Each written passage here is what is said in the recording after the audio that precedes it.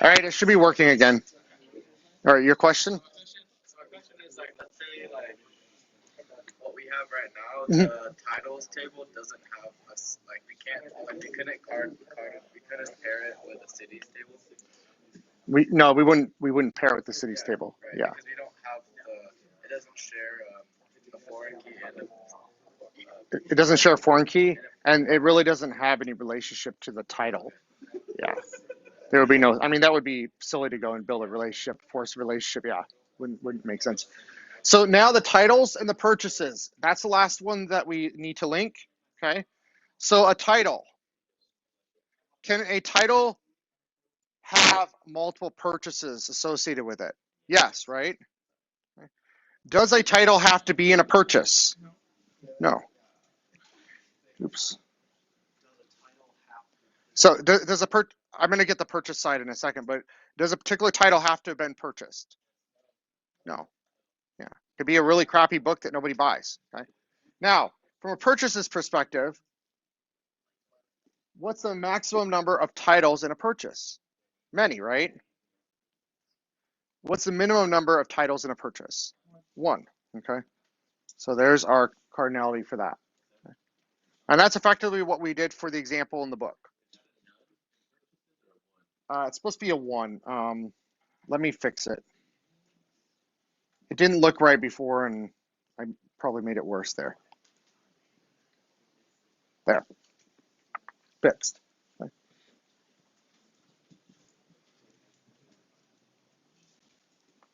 Maybe this will make this part a little bit more clear too. This is PC, and this is Mac.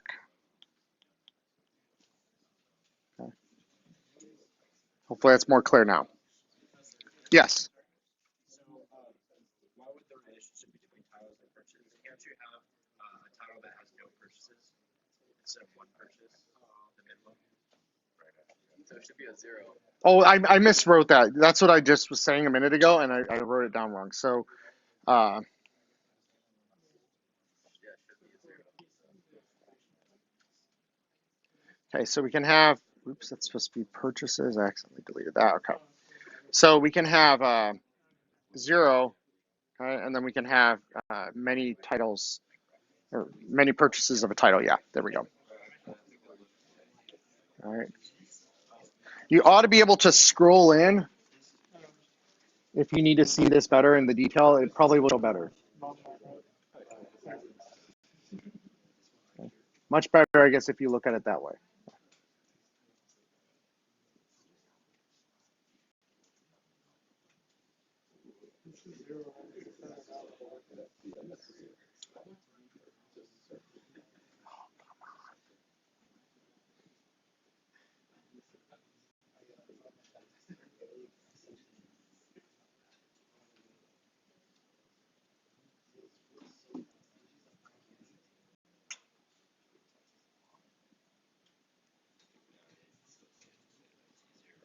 Okay, there we go. Okay, so that's the example from the book. Now,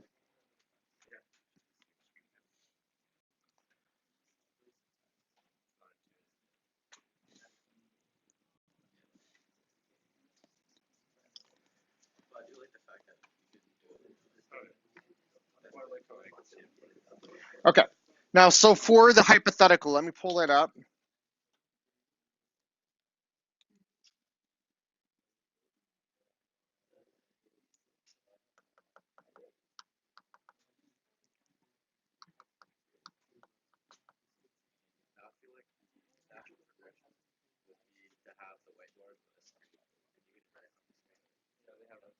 They have them. They're very expensive. There's like one in one of the conference rooms. Giant, yeah. Yeah. And pretty much you could just do that, right? Well, it works better when you can do it with the like an Apple TV, and so some of the classrooms I teach in have like giant TVs with Apple TV on it and stuff, or they have like multiple TVs and projectors. I can walk around with my iPad and I don't have to have the computer in place, which kind of makes it slower doing it that way. Yeah. But we don't have them everywhere. And I have classrooms that I teach in that have the actual touchscreen with the pens and stuff. That doesn't work as well as There's a lot of problems with that technology. It works better. I prefer this. In fact, I convinced UCR to start getting these instead of those expensive machines because they don't work all the time. Okay, so let's look at the business problem for our hypothetical. Okay, so your let's first of all the paper. The paper has nothing to do with the hypothetical. The paper is just on your topic of choice related to something related to this class. Databases, data, big data, AI and data, I don't really care. Okay, go do a research paper on that. That piece is simple, has nothing to do with the hypothetical for this particular class. Okay. So for your ER diagram and your design, you're going to go through this business problem. You're going to look at the types of data. So it's basically, I didn't give you a lot of details on the problem because I want you to be creative about how you would solve a problem like this. And I mean, the problem is like, here's the thing, it's a double-edged sword. I can give you a lot of information on the problem, and then you get so focused on that that you don't think creatively, right? Or I can give you very little and then you can kind of do what you want with it, okay? So rather than me tell you exactly what data you have and whatnot, it's these types, okay? It's a grocery store, okay? It has a need for a database platform to manage these types of data, and these are just general broad themes. HR data, inventory, customers, sales, supplier, equipment inventory, equipment maintenance, food safety inspections, and financials. Okay? So you're going to want to design a database that fulfills all those categories. Okay? We're quite a ways off from actually doing the implementation, so I'm still working the implementation aspect of what you need to do there. So please don't start doing the implementation yet because it might change. Okay? When I'm done, I will let you know. But for now, really focus on the design and figuring that out. So when you come back on Wednesday, I hope that you'll take the time to kind of think it through, maybe draw it on a piece of paper. I don't even care if you use the whiteboard. Okay? If you want to sign up for your own accounts for this and pay for it, go ahead. They have free accounts like mine, but you can only do anonymous sharing, like where people can see it. You can't actually edit it, so it may not be worthwhile. Okay? But sketch it out, start thinking about it, maybe brainstorm in a mind map of all the different types of data that you might want to collect. I am not going to be counting the types of data that you collect. So if I look at this list, I'm not necessarily going to be looking, oh, do they have inventory data? Do they have data on produce? And I'm going to be looking at, did you incorporate a number of these areas and think through a design for the business problem, okay? You may decide that you don't want to focus on a particular area, and that's fine. So you might focus on HR and finance, and other people might focus on supply chain and inventory stuff, okay? I don't really care as long as you put some effort into it because you're going to have to do some data entry into your database and you're going to have to do reporting. So the more types of data you have, the more featureful your reports will be. And the more interesting when you do the advanced stuff like Tableau will be for you, okay? So what you don't want to do is corner yourself where you end up with 8 tables in your design, right? And then you don't have a lot of wiggle room for implementation and operations and task, okay? So I'm going to get asked, I know I will get asked when I leave today, I'm sure I'll get asked this, how many tables? I don't have a number for you, okay? I'm not going to count tables. I'm not going to count records in your database. Just know that you have to be able to implement this and do regular database operations tests. You should have a good amount of data and a good amount of tables, but the number of tables is really going to depend on the types of data that you choose and how you choose to implement them. Yes? So under the project section says database operations, there's a bunch of data that you want us to implement into the database. That's the stuff I have not done yet. I'm still working on it. So my question is, so do we need to keep that in mind when we're creating all these entities? Because those we have to have the sections to be able to I'm not going to do it that way. So I'm going to change that. What I'm going to do is say you need to create, say, sufficient data for whatever problem you choose. So maybe if you did inventory, then you're going to need to consider these departments, that sort of thing. Because you're actually not going to actually create the data until you get to the operation. So with the implementation is creating the tables. So you have to define that before you do implementation. When you go to operations, that's when you're going to actually start entering data. So you won't need to worry about entering data until that point when I get that ready. I'm hoping to have that done. I'm actually banking on being able to do that at the airport lounge when I'm waiting for my flight. So that's kind of what I'm planning to do in a couple weeks is really sit down and think through that problem when I'm not being distracted by many other things. Yeah.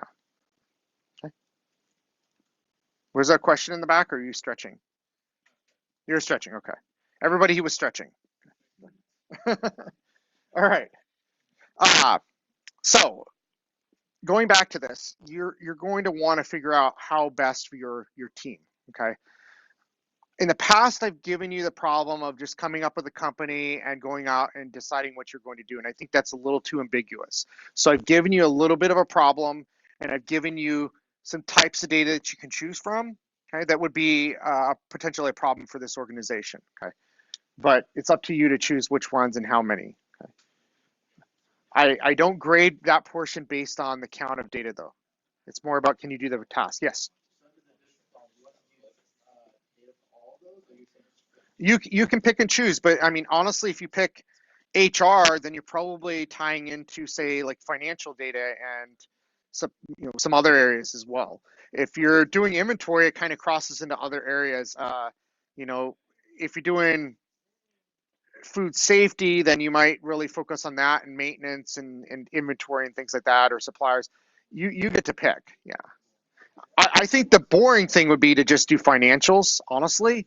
That doesn't seem as interesting to me, but maybe someone in here loves numbers. I just find financial data kind of boring. Okay. And that's not how you should break up your tables necessarily either. You guys have to decide that. That's part of the grade in this class is you determine how best to do it. Okay. Now you're welcome to during class when we have these sessions to meet with me during class, but I'm not going to be able to do individual meetings and office hours because I have very limited time for that. So if you want me to look at something, I'll take a quick glance and let you know if you're on the right track or not. Okay. So you have two things for your project you can do at this moment. One, you can work on your paper, okay, your research paper. Two, you can start working on your design. Okay. The rest of the project task you can't do yet. You'll be able to do that probably in about 3 weeks once I get back from my trip. Okay. So I would focus on those two areas. All right. When we get to we're not to week 9 yet, but when we get to week 9, that's when your group will stop and you should turn everything in for your group. That's when you're going to actually have a lot of more time for the class. So what we'll do is over as we progress through the semester, what will happen is we'll spend less time during class on the lecture and more time in class, you working on your project individually. When we get to week 9 and your groups are done, okay, you'll start working individually on your project in class and I will be able to come around and help you, okay? We'll spend less time on lectures at that point. That's how I did the last class, and it worked out pretty well. Where for the first half, we really focused on the lecture. We did a few things in class, and then the second half, it was mostly working on the project in class, and the lectures diminished. We only talked about a couple of topics. Okay, so the lectures are much shorter, and then you had that time with me in class, and then you can all hear what I tell someone else. Okay, so it's much more effective than office hours. What else was I going to say about that? I think that's it. Other than for the paper, when you write it, make sure you go through the rubric and hit all the A points if you want an A. Okay. I'm not allowed to. I'm not allowed to basically go and say, well, okay, you gave me this story, and okay, I can give you an A even though you didn't do these things. It's for the paper. It's you did those things in the A column, and if you did not do them, I can't give you an A. Okay. Period. It's a policy, so I can't do that. So make sure it's easy for you to check those 4 boxes or 5 boxes. I forget how many there are. Make sure you hit all of those. If you do that, and you think that you did that, then maybe you're more likely to get an A. Okay. So it should be pretty easy to get an A on that paper. All right. So we're going to get done a little early today. All right. On Wednesday, we're going to work on the project. So this is an opportunity to work on your design. It might be wise if you can meet with your group ahead of time to kind of strategize, maybe a mind map, start that process. There's plenty of mind mapping software for phones, iPads, computers that's free that you can use. Okay. All right. See you next time.